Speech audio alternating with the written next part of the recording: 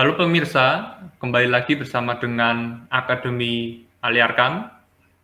Pada kesempatan kali ini kita akan melanjutkan sesi pembahasan kita mengenai pengantar ekonomi politik Marxis. Dan pada pembahasan kali ini kita akan memeriksa tentang akumulasi kapital. Ya, teman-teman. Jadi di bagian ini kita akan membahas pertama-tama tentang apa yang dalam istilah Marx itu dikenal sebagai akumulasi primitif atau akumulasi primer. Ini pembahasan yang muncul di bab-bab terakhir Kapital volume pertama, ya. Tetapi nanti kita juga akan membahas dalam cakupan yang lebih luas. Nah, kalau kita bicara tentang akumulasi primitif atau primer, itu maksudnya apa primitif di sini? Itu maksudnya adalah akumulasi sebelum akumulasi dalam proses produksi. Kata sebelum di sini diberi tanda petik karena sebetulnya proses akumulasi ini masih terus terjadi bahkan setelah proses produksi dan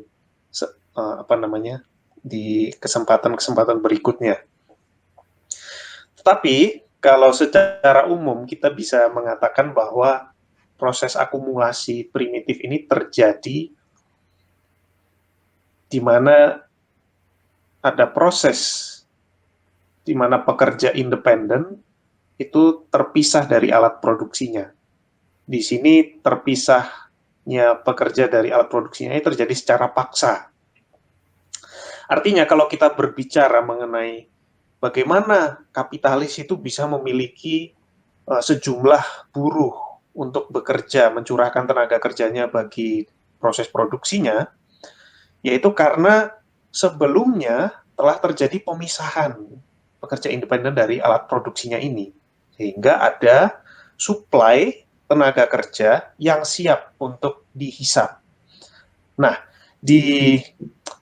karena masyarakat sebelum kapitalis itu adalah masyarakat di mana proses produksi yang dominan itu adalah pertanian, maka biasanya akumulasi primitif ini menyasar petani.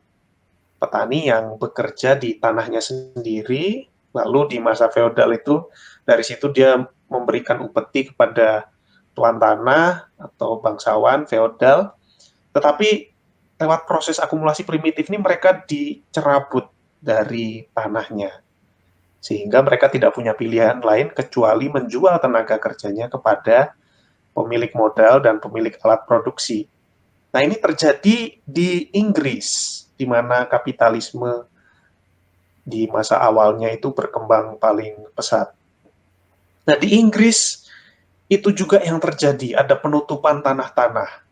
Dan di situ petani terpaksa untuk lepas dari tanahnya dan kemudian menjadi buruh yang tersedia dalam jumlah besar, siap untuk dipekerjakan di perkebunan-perkebunan besar dan juga akhirnya setelah melalui proses akumulasi di industri-industri atau di pabrik-pabrik.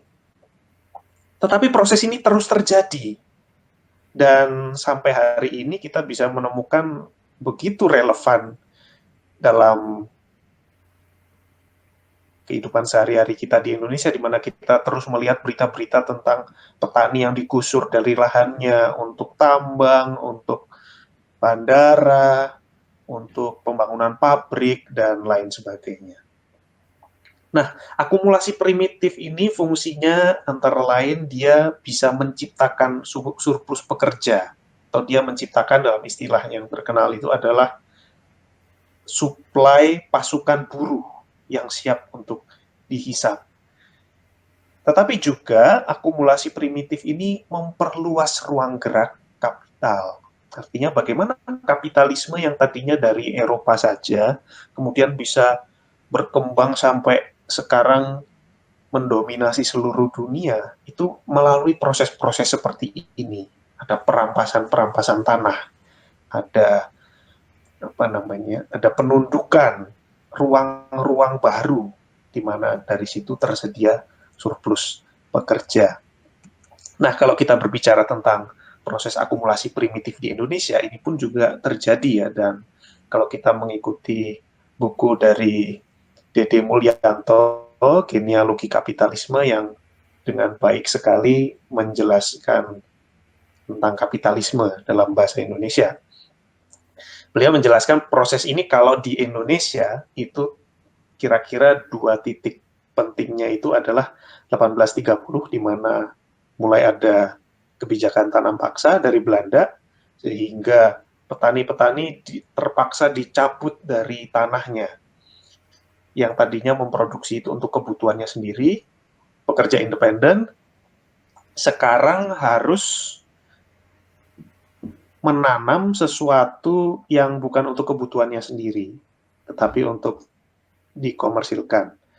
Dan kemudian 1870 itu ada hukum pertanahan yang baru dari Belanda, yaitu De Agrarische Wet, di mana di situ terjadi kebijakan yang memuluskan proses privatisasi tanah.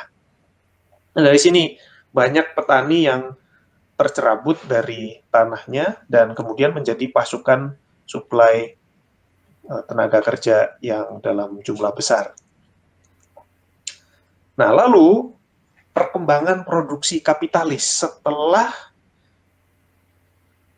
suplai pekerja ini banyak, dipaksa dicabut dari tanahnya, kemudian terjadilah apa yang kalau dalam penjelasan Marx itu disebut sebagai bentuk-bentuk penundukan.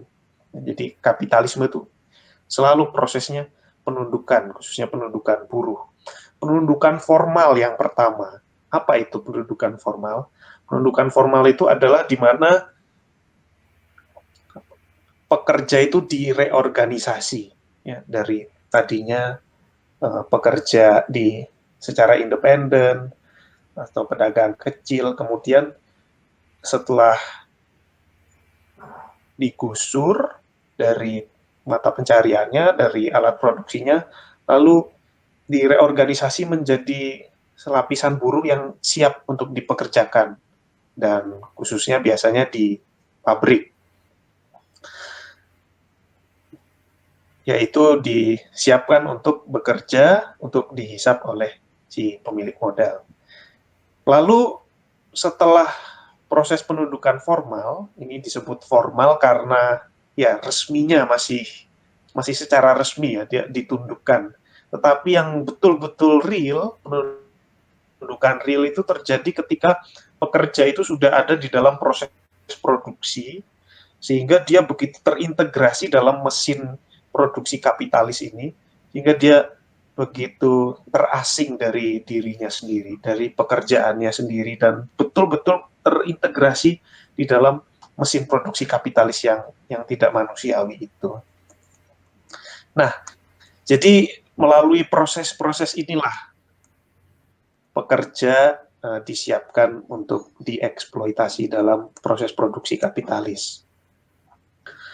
Lalu yang terakhir, kita bicara juga tentang kompetisi dan akumulasi kapital. Karena berbicara tentang akumulasi kapital itu tidak bisa dilepaskan dari cirinya sebagai sistem yang menuntut kompetisi.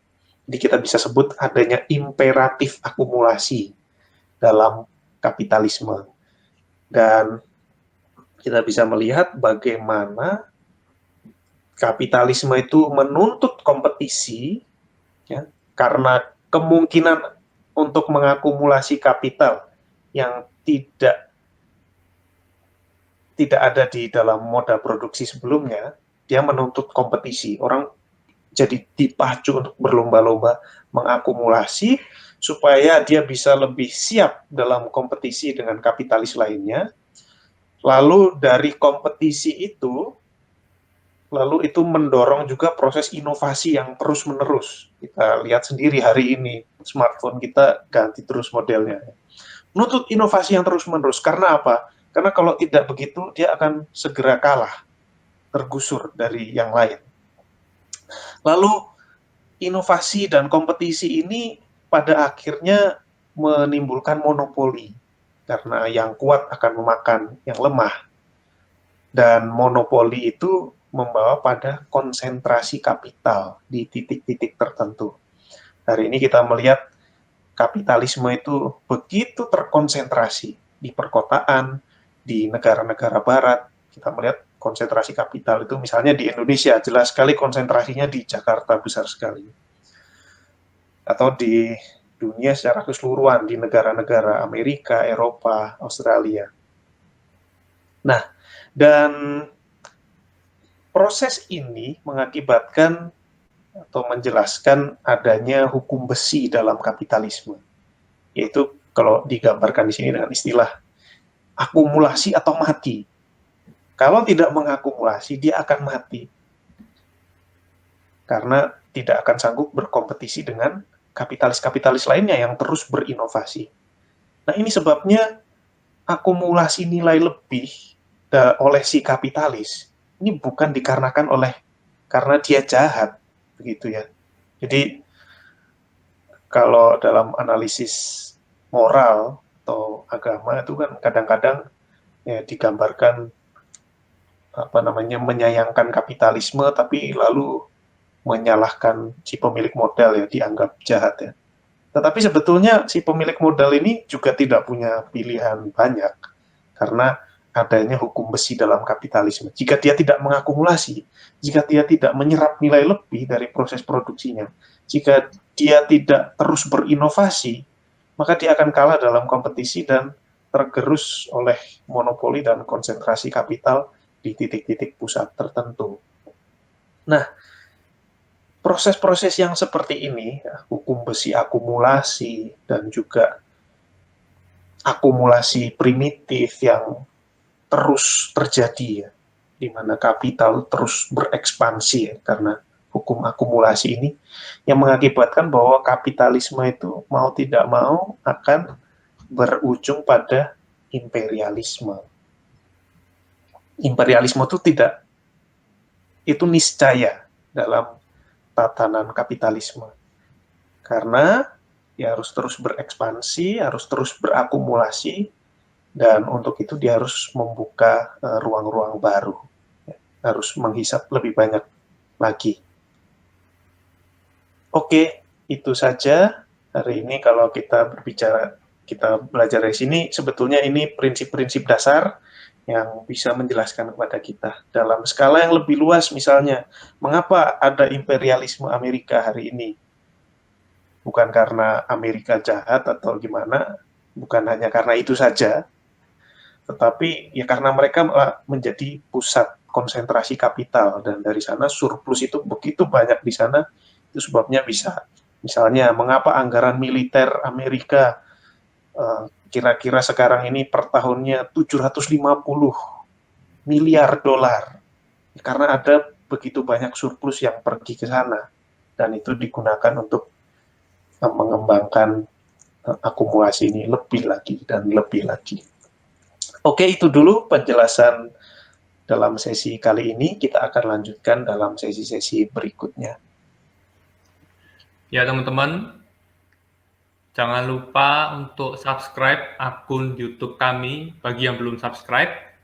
Dan jangan lupa nyalakan loncengnya supaya ketika kami mengupload video, itu langsung muncul di notifikasi teman-teman semua. Kami juga ada akun Instagram @akademialiarkam dan juga akun Facebook Akademi Aliarkam. Teman-teman bisa like, follow, komen, share dari dan di sana. Sampai jumpa teman-teman di pertemuan-pertemuan selanjutnya.